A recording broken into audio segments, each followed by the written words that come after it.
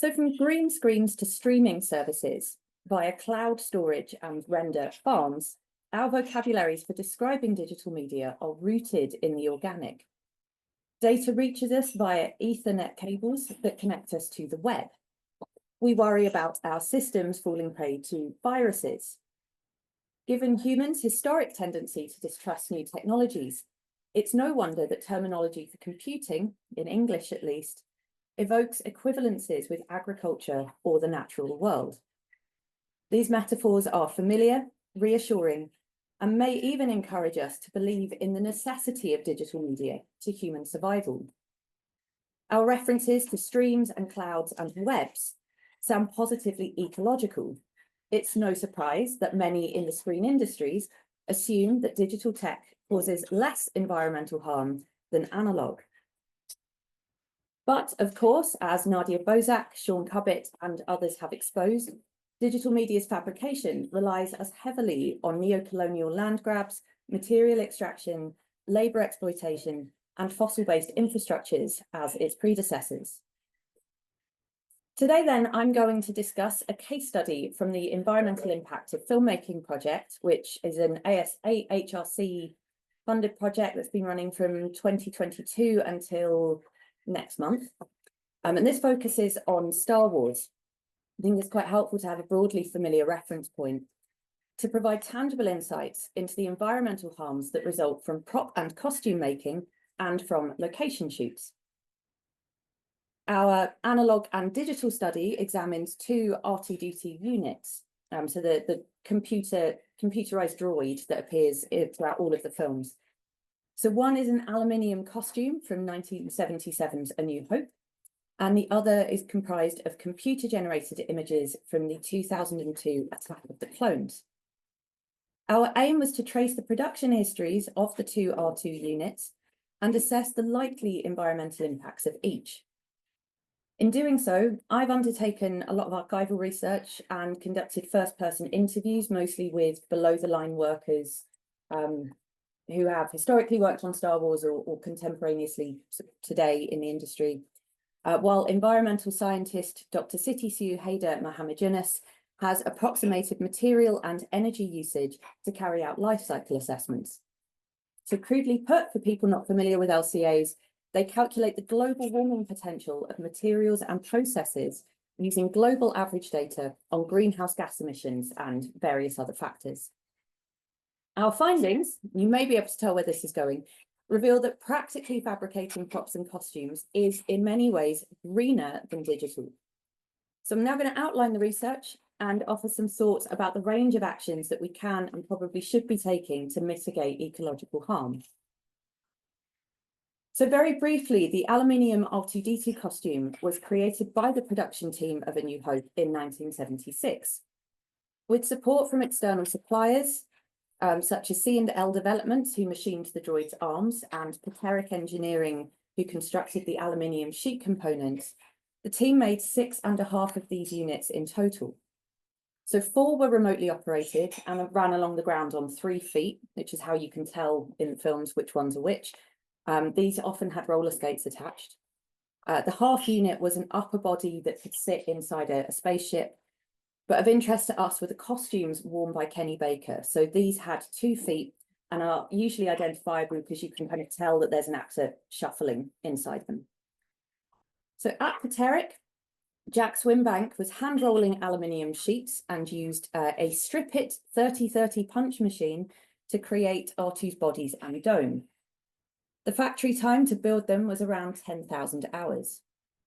Back at Elstree Studios, Artoo's basic form was supplemented with army surplus stuff, which Roger Christie and set decoration team sourced mostly from scrapyards. The items that gave Artoo his unique visual identity included a reading lamp from a Vickers Viscount plane and a fighter pilot's harness that enabled Baker to wear the unit while walking. Completing the droid's look was a fibre optic electrical system and motorised colour wheel, just in the kind of shiny display on the front. As Christian and other department members attested in interviews for this study, the environmental impact of their actions did not really inform their work. but they were inadvertently demonstrating some good practice through their reuse of waste materials. Within the rolled aluminium sector too, which used exclusively scrap metal in Britain at that point, there were efforts to lower emissions and recycle. So Artoo's practical build, while far from environmentally friendly, was predicated on recycling and reuse, and crucially, resulted in a costume that could and was reused on subsequent Star Wars shoots.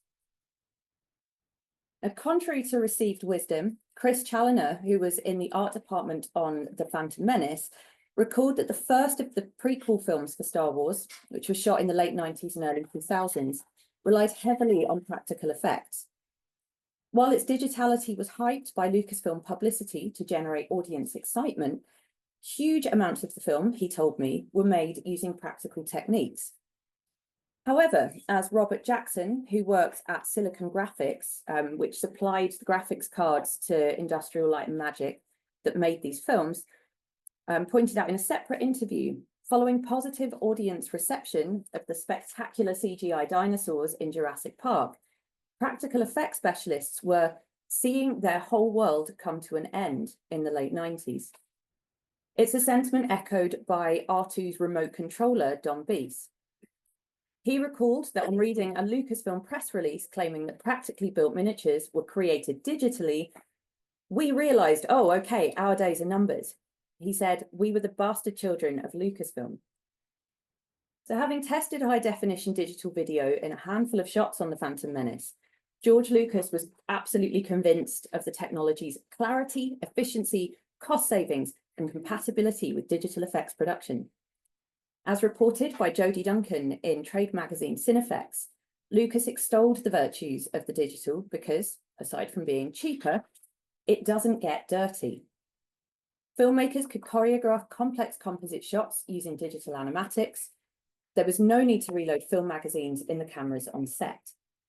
In Artoo-Detoo's case, digital animation avoided the delays and expenses that transporting physical assets caused. Beese said that when filming on location in Spain, the production team just didn't want the hassle and the setup. Uncrating a physical droid would cause, pulling it out and everything.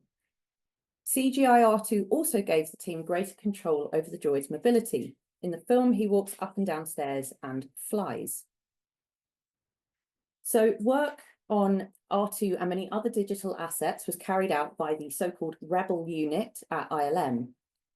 They operated alongside the main ILM pipeline, which is a telling bit of vocabulary, in my opinion, using Macs and software, including Adobe After Effects and Lightwave. In Artoo's case, a basic geometric model was passed on to Billy Brooks, who, unusually for digital effects work, saw the droid's digital build from the kind of basic model all the way through to on-screen completion, so through rendering and compositing and everything. The process was time-consuming. It took 2 weeks alone to remodel the head and another 4 just to match metal textures to that of an aluminium droid. There are, Beese suggests, around 18 digitally animated shots of Artoo in Attack of the Clones. So this droid then emerges from a network of hard drives, graphics cards, processors, cables, and screens. The likely computer that Brooks used to design the droid was the highest spec Mac available at the time, the Apple Mac Server G4, which comprised a slew of organic raw materials. The 2 graphics cards required aluminium pins, the PCI card needed brass alloy components, the casing, mouse, and keyboard used molded thermoplastics derived from processing fossil matter. Silicon extracted from sand was critical to Mac microchip production, adding a layer of irony to Anakin Skywalker's in-film declaration, "I don't like sand." So Brooks would have saved Artoo's constituent files, numerous layers of images for every frame of animation, using the open EXR format, which was commonly used at ILM. However, knowing the file type doesn't really offer any insight into the size of the file that Brooks produced, and that's what really matters.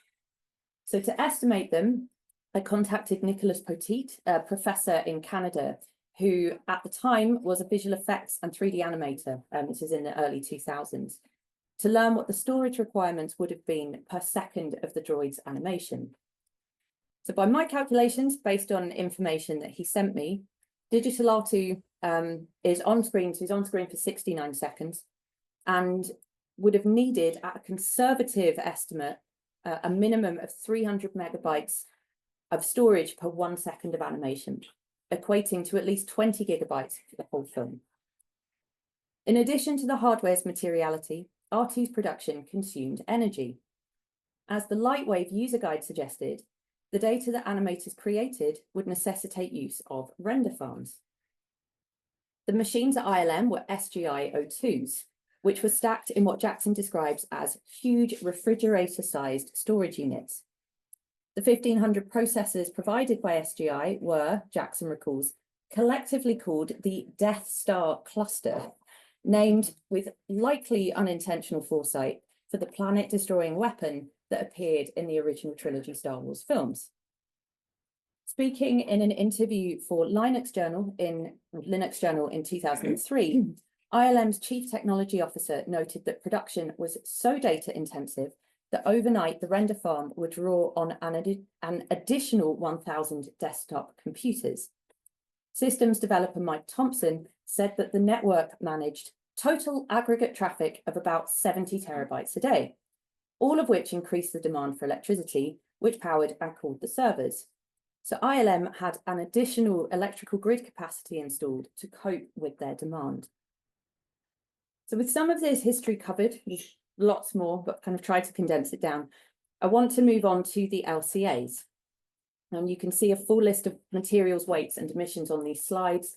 They're also downloadable from the project website, and there's a link at the end. Our study is cradle to gate in that it considers environmental impacts from the beginning of each asset's fabrication up to the point it was usable on screen. Each LCA includes known materials, energy used for known machination, and in the costumes case, transport from one site to another. So Mohammed has compiled all of the Artoo data we had, including lists of parts, their materials and sizes, likely quantities of materials and fabrication methods. She then estimated the global warming potential of each droid.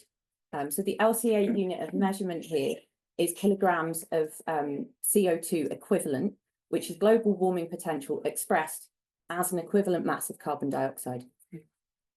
So our initial results indicate stark differences between the two builds. So we found that making the costume in 1976 produced around 682 kilograms equivalent CO2. Meanwhile, we estimate that the digital droid had a global warming potential over 6 times greater at 4,248 kilograms of CO2 equivalent. In terms of carbon sequestration of trees, it would take a full-grown and healthy tree nearly 33 years to offset the emissions of the aluminium costume and 202 years to have the same mitigating effect for the digital. So obviously there are really marked differences between these two kinds of making. Even taken at face value, the two LCAs provide significant results. However, the two data sets are really difficult to compare because they're actually not equivalent units of assessment. One is a practical asset that was reused. The other consists of animated digital footage that's unlikely to be repurposed. Thus, to create an analogous unit of assessment, we calculated the global warming potential of each based on its kilograms of CO2 equivalent per second of screen time. So that's the SST that you can see in this unit of measurement. So I won't play it for tech reasons and being online, but there is actually, I can share the PowerPoint if people want it, a kind of run through of all the clips that Artoo appears in. But anyway, using this new unit of assessment that we've come up with, the costumes emissions were 1.04 kilograms of CO2 per second of screen time. That of the CGI droid comes out at 61.56. So it turns out that CGI Artoo's global warming potential per second of screen time is 59 times greater than that of the aluminium costume. Counterproductively, the seeming cleanliness of digital production is at best overestimated and at worst is contributing to ever greater emissions in the name of eco-friendlier practice. So furthermore, Artoo's digital footprint has likely increased his CO2 emissions per second of screen time since 2002, because the file sizes required to make 4K standard assets will have offset improvements in energy efficiency. Petit suggests that one frame of digital animation now ranges from 1,500 to 3,000 megabytes per second. Comprising multiple layers and color passes, he estimates that 1 minute of CGI Artoo footage would be hundreds of gigabytes at least. At a conservative estimate, the droid's Attack of the Clones storage needs would run to over 27 gigabytes per second of screen time, far greater than the total 20 gigabytes of 2002. So also as part of the project, we've actually created a little practical versus digital calculator. Again, I can send a link, which allows you to play with different types of material, the amount you're using, and a rough equivalent for what the digital output would be in terms of storage and emissions. It's really difficult to find any numerical input which comes out making digital more efficient in terms of emissions. Almost everything we put in comes out saying material is less bad. As engineers have worked to make machines more energy efficient, and some governments and corporations have invested in renewable energy sources, digital animation's fossil-based power consumption is somewhat lessened.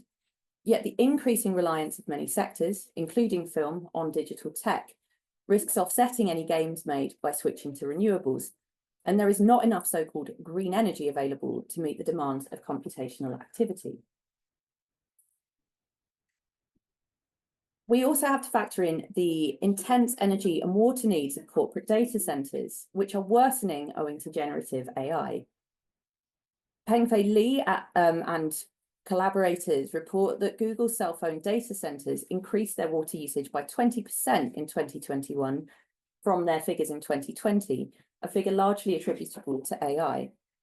They also revealed that the global AI demand by 2027 may be accountable for between 4 and 7 billion cubic meters of water withdrawal, which is more than the total of Denmark or around half of the UK.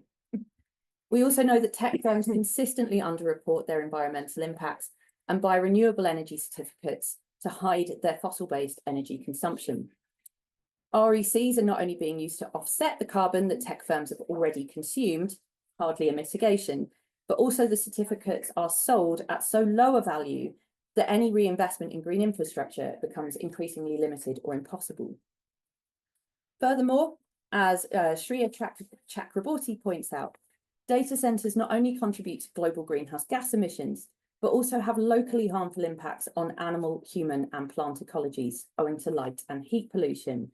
And just to kind of the dystopian nature of some of this technological digital so-called development, I was in Davos the other day while the World Economic Forum has been going on, and they take over shop fronts, and you're basically walking along a high street that's selling AI everywhere you look. So this is how this is becoming so embedded in our day-to-day life and infrastructure, and it's being pushed by companies that have some of the worst human rights abuse records. So the relationship here with not only environmental harm, but surveillance, neo-colonial violence, and so on is really laid bare. So with all of this doom and gloom in mind, the question remains, what do we do about it? How do we challenge the dominance and seeming inevitability of digital technology's expansion? Assuming we're not about to overthrow capitalism in one easy swoop, there is a relatively straightforward starting point, I think, for filmmakers, in that they can deploy hybrid techniques to keep their digital footprint as low as possible. Hybrid practical digital making is not new. It has actually underpinned Star Wars production since the 90s. And it's something that, you know, when you speak to practitioners, they are quite keen to say, actually, this is where we think we can make things more efficient using digital tech, but really we need to keep the practical in there too. Informal discussion with a VFX supervisor at a major studio also suggests that Disney-era Star Wars productions exemplify some good practice by fabricating practical assets and blocking their movements on set, which minimizes the need for CGI in post-production. Other franchises, they told me, do not subscribe to this kind of method, so tend to design multiple iterations, huge numbers of versions of everything from their characters to props, and demand that animators create numerous iterations of the same scene. So above the line crew are responsible for the overproduction of energy-intensive digital files that are always already waste products because they're never going to get used. It's essential that all productions, whatever their size and budget, have robust data management plans in place that seek to minimize the unnecessary creation, transfer, and retention of large digital files, which also requires a rethinking of our trust in tech, as well as, I would argue, studios' guarding of intellectual property. For now, hybrid workflows offer a fundamental, if small and ultimately unsustainable, first step toward greener production. But we need further action. Realistically, a just transition to greener film production will spell the end for the blockbuster movie. As Matt Hills argues, blockbusters are founded on planned obsolescence. A UK-based costume coordinator who has worked on numerous productions, including for Lucasfilm, describes how the films keep getting bigger and bigger, which means they inevitably take longer to make and require ever greater resourcing. Everything from desks to sewing machines are brought anew for each production. People order double or triple sets of materials from suppliers to ensure that the items arrive on time. Unused as well as used goods end up in skips during the wrap. So funders are going to need to kind of dial back and support smaller scale, more localized productions that reuse and redistribute materials and have robust resource management in place, including for their digital data. Productions will need to implement what kind of more frugal uses of their materials. Crews will need to think creatively about how to tell stories with fewer resources. And as audiences, we will need to adapt to value different aesthetic and stylistic modes. Finally, thinking with and beyond film, we will have to challenge at all levels, via direct action, lobbying, and legal routes, tech companies' imposition of generative AI and related technologies in our daily lives. Corporate data centers supporting AI's implementation. I strongly suspect that some of these will be coming our way soon. We currently don't have any in the UK, but we will need to resist these. And our own use of the technology should remain limited if we want to protect both human creativity and the planet. I realise I've been speaking for a while. Do I have time just to conclude or? Yeah, okay. So in conclusion, I have no power, but I give you. Feel free to interrupt. It's never safe to assume that technological developments lead to more ecologically sustainable production processes.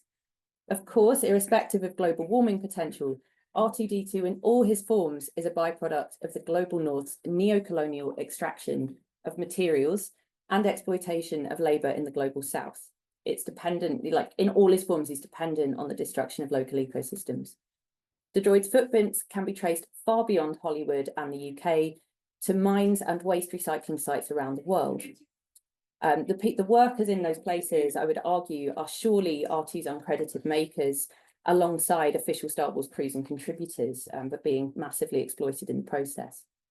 Debating the relative merits of one harmful practice over another does not change the living conditions for most of the people, animals, plant life affected by film fabrication.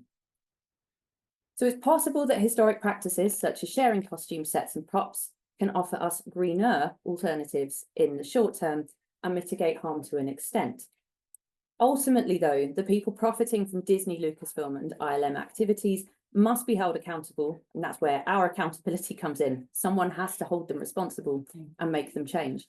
They have to be held accountable for the impacts of extraction, transport, energy consumption, labour exploitation and data storage. It's imperative that individual workers are not burdened with the responsibilities of their employers under capitalism. However, grassroots organising, education and creative decisions related to materials are vital in bringing about change from below. After all, there's no one to hold corporate executives to account but us. If we want a livable world in the long term, we're going to have to take much more radical action, and that will mean imagining different, not necessarily digitally reliant filmmaking futures. Thank you.